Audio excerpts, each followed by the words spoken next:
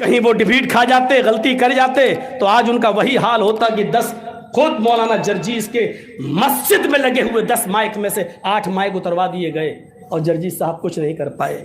صرف 2 مائک آج ہماری مسجد میں رہ گئے. پورے ہندوستان میں جماعت اہل حدیث کے پاس اتنی بڑی مسجد نہیں ہے جتنی بڑی ہمارے اٹاوا میں ہماری شاہی جامع مسجد ہے.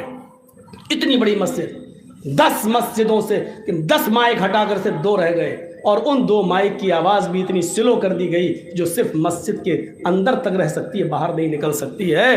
اگر اتر پردیش والے یہ غلطی نہ کرتے تو آج یہ دن ہمیں دیکھنا پڑتے.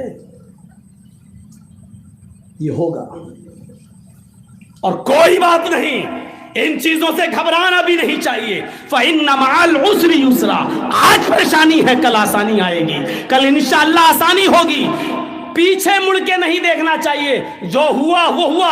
آگے ہمیں کیا کرنا ہے، ہمیں کون سی رڑنیتی بنانا ہے، ہمیں کون سی حکمت عملی اپنانا ہے، اس پر غور کرنا چاہیے. جو ہو گیا ہو گیا، پیچھے مڑ کے دیکھنا بے وقوفی ہے. 5 سال تک اب ہمیں آگے کی حکمت عملی بنانا ہے، آگے کی رڑنیتی سوچنا ہے. اتفاق اور اتحاد ہمیں اپنے اندر پیدا کرنا ہے. ایک دوسرے کی نفرتوں کو ہمیں اپنے دلوں سے نکالنا ہے. ہمیں یہ آپس میں یکجہتی کا ثبوت دینا ہے. ان چیزوں کو ختم کرنا ہوگا. تیری مسجد میں میری نماز نہیں، میرے مسجد میں تیری نماز نہیں. ہمیں ان تمام چیزوں کو نظر انداز کرتے ہوئے اتفاق اور اتحاد کے ایک پلیٹ فارم پہ آنا ہوگا. یکجہتی کا ثبوت دینا ہوگا، تفرقہ مٹانا ہوگا، گٹ بندی کو ختم کرنا ہوگا. ایک دوسرے کو کافر کے فتوے جو ہم بہت جلدی دے دیتے ہیں، جو تھوک کے بھاؤ میں بکتے ہیں 100 200 روپے میں، ہمیں ان تھوک کے بھاؤ میں بکنے والے فتووں کو روکنا پڑے گا میرے بھائیوں. تبھی ہم آگے کچھ کر سکتے ہیں، ورنہ آج کے بعد پھر وہی دن آئیں گے، پریشانیاں ہمیں پھر جھیلنا پڑیں گی. دھرم کوئی بھی ہو نفرت نہیں سکھاتا ہے. شرع لكم من الدين ما وصى به نوحا والذي أوحينا إليك وما وصينا به إبراهيم وموسى وعيسى نقيم الدين. آئے محمد صلی اللہ علیہ وسلم، ہم نے کوئی آپ کو نیا دین دے کر نہیں بھیجا. آپ سے پہلے یہی دین میں نے نوح کو دیا تھا، اور نوح کے بعد ابراہیم، موسیٰ اور عیسیٰ بھی اسی دین کو لے کر آئے. موسیٰ اور عیسیٰ اہل کتاب کا کلمہ بھی یہی تھا، تعالوا الی کلمۃ سواء بیننا وبینکم. آؤ ایک ایسے مول منتر کی طرف، آؤ ایک ایسے کلمے کی طرف جو ہمارے اور تمہارے درمیان برابر ہے. اور جب سب کا کلمہ ایک ہے تو اسی لیے اس دین کو اللہ نے سب سے زیادہ پسند بھی کیا ہے. اعلان کر دیا، ان الدین عند اللہ الاسلام. اللہ کی درشٹی میں، اللہ کے نزدیک پسندیدہ اور محبوب دین اسلام ہے. اللہ کی درشٹی میں، اللہ کے نظر میں محبوب اور پسندیدہ دین اسلام ہے. یہی اسلام جو آدم سے لے کر محمد صلی اللہ علیہ وسلم تک سارے نبی لے کر آئے، یہی اللہ کو پسند ہے. اور اسی دین کے بارے میں فرمایا، وَمَن يَبْتَغِ غَيْرَ الْإِسْلَامِ دِينًا فَلَن يُقْبَلَ مِنْهُ. جو اس دین کو چھوڑے گا اور دوسرا دین تلاش کرے گا، آدم سے لے کر محمد رسول اللہ تک تمام نبیوں کا لایا ہوا دین اسلام، جو اسلام سے منہ چرائے گا، جو اسلام سے منہ پھیرے گا، جو اسلام سے دور جائے گا، اسلام کو چھوڑ کر کوئی دوسرا دین تلاش کرے گا، کوئی دوسرا مذہب تلاش کرے گا، کوئی دوسرا راستہ اختیار کرے گا، فَلَن يُقْبَلَ مِنْهُ. تو وہ راستہ، وہ دین اس کا ہرگز قبول نہیں کیا جائے گا. کیوں کیا جائے؟ جب آدم کا دین یہی، نوح کا دین یہی، موسیٰ کا دین یہی، عیسیٰ کا دین یہی، اور میں کھل کر کہہ دوں کرشن جی کا دھرم یہی، رام چندر جی کا بھی دھرم یہی، تو کیوں آدمی کوئی دوسرا دین تلاش کرے گا؟ مین چیز عبادتیں ہیں، توحید ہے، تو وہ دیکھ لیجئے ہر مذہب کے اندر توحید موجود ہے. بھئی ہم بھی تو یہی کہتے ہیں. اگر ہمارے یہاں یہ بات کہی جا رہی ہے، ایک اللہ کو پکارو، ادعونی استجب لکم، مجھے پکارو میں تمہاری دعا سنوں گا، میں تمہاری پکار کو سنوں گا. اگر ہمارے یہاں یہ بات کہی جا رہی ہے کہ اللہ کے علاوہ تم کسی اور کو مت پکارو، ولا تدعوا من دون اللہ، اللہ کے علاوہ تم کسی کو مت پکارو، جو تمہیں نہ نفع دے سکتا ہے نہ نقصان پہنچا سکتا ہے. ما لا ينفعك ولا يضرك فإن فعلت فإنك إذا من الظالمين. اور اگر تم ایسا کرو گے تو ظالموں میں لکھے جاؤ گے، ظالموں میں ظالم قرار دیے جاؤ گے. جب ہمارے یہاں یہ لکھا ہے تو یہی چیز تو آپ کے یہاں پر بھی لکھی ہوئی ہے.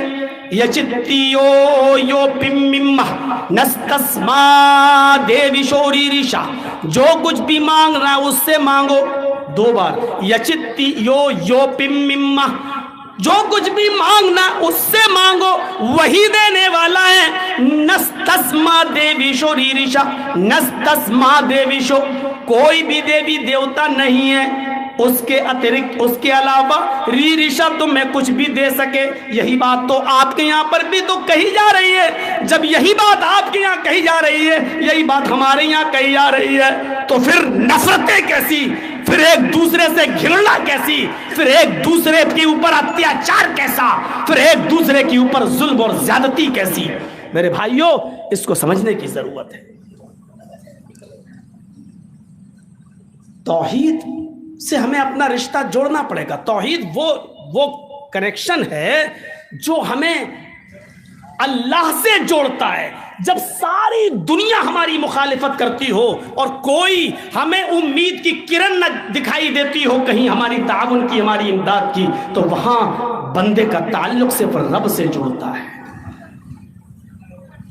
اس کے اندر امید کی ایک کرن آتی ہے، کیا کہ کوئی ہے جو ہماری دعاؤں کو سننے والا ہے. اسی کریکشن کا نام ہے ربط فی اللہ، من اللہ، اللہ کے ساتھ تعلق کو جوڑنا. یہ توحید ہمیں درس دیتی ہے. اور یہ آپ جانتے ہیں نا، بہت اچھی طریقے سے سن لو، انسان کے ہاتھ میں نہیں ہے کسی کو موت دینا اور کسی کو جلانا. یہ تصور نکال دیجئے آپ. کیا ہوگا مولانا صاحب، بڑے ظلم و زیادتی ہو رہی ہے، یہ ہمیں کچا نہیں. یہ کسی کے ہاتھ میں نہیں ہے کہ کسی کو موت دے دے اور کسی کو زندگی دے دے. اللہ کے سارے کام حکمت سے بھرے پڑے ہیں. ایک دہریا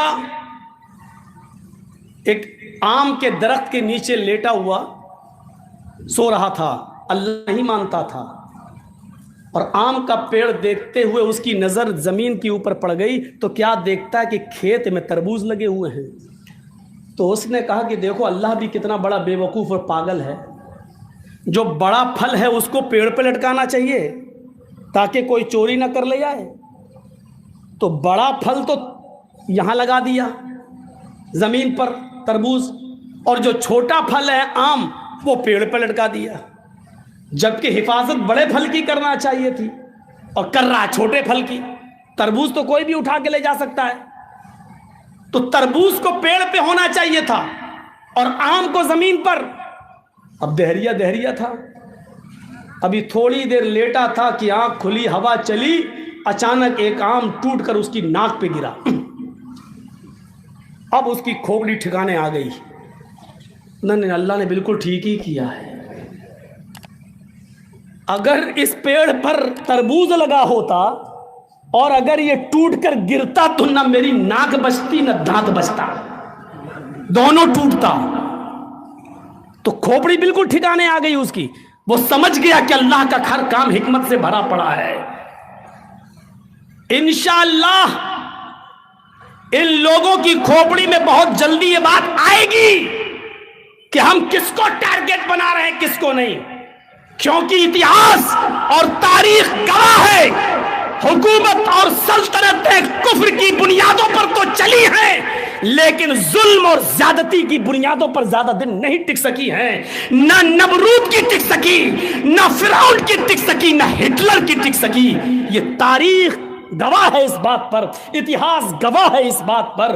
اور اس بات کو یہ بھی مانتے ہیں ظالم لوگوں کی ظلم و ستم کی داستانیں زیادہ دنوں تک نہیں ٹکتی ہیں. حکومتیں اور سلطنتیں کفر کی بنیاد پر تو چل سکتی ہیں لیکن ظلم کی بنیادوں پر کبھی نہیں چلتی. ہمارا کیا ہے؟ مسجدوں کو روک دو گے تو اسلام ہمیں گھروں پر بھی نماز پڑھنے کی اجازت دیتا ہے. ہمارے مائک کو بند کر دو گے کوئی فرق نہیں پڑتا ہمارے اوپر. ہمارے نبی محمد رسول اللہ نے جب آخری خطبہ دیا تھا حجۃ الوداع کا، وہ مینا کا میدان تھا، 1,44,000 صحابہ کی بھیڑ تھی، اور نوٹ کیجئے کتنی، 1,44,000 صحابہ کی۔ اس میدان میں نمرہ مسجد کے باہر کھڑے ہو کر، قصبہ اونٹنی پر سوار ہو کر اللہ کے نبی نے جو خطبہ دیا تھا حجۃ الوداع کا، وہ بنا مائک کے دیا تھا، بنا لاؤڈ سپیکر کے دیا تھا، اور آپ کی آواز 1,44,000 صحابہ کے بیچ بنا مائک کے پہنچ رہی تھی۔ ہمیں ضرورت نہیں ہے ہمارے مائکوں پر بھی پابندی لگا دو یا جو کرنا چاہو کر دو، ہماری شریعت حالت مجبوری میں بغیر مائک کے بھی اذان دینے کو جائز قرار دیتی ہے، مجبوری کے درجے میں گھروں پر بھی نماز پڑھنے کی اجازت دیتی ہے، اور لاک ڈاؤن کے ایام میں ہم نے گھروں میں نمازیں پڑھی ہے۔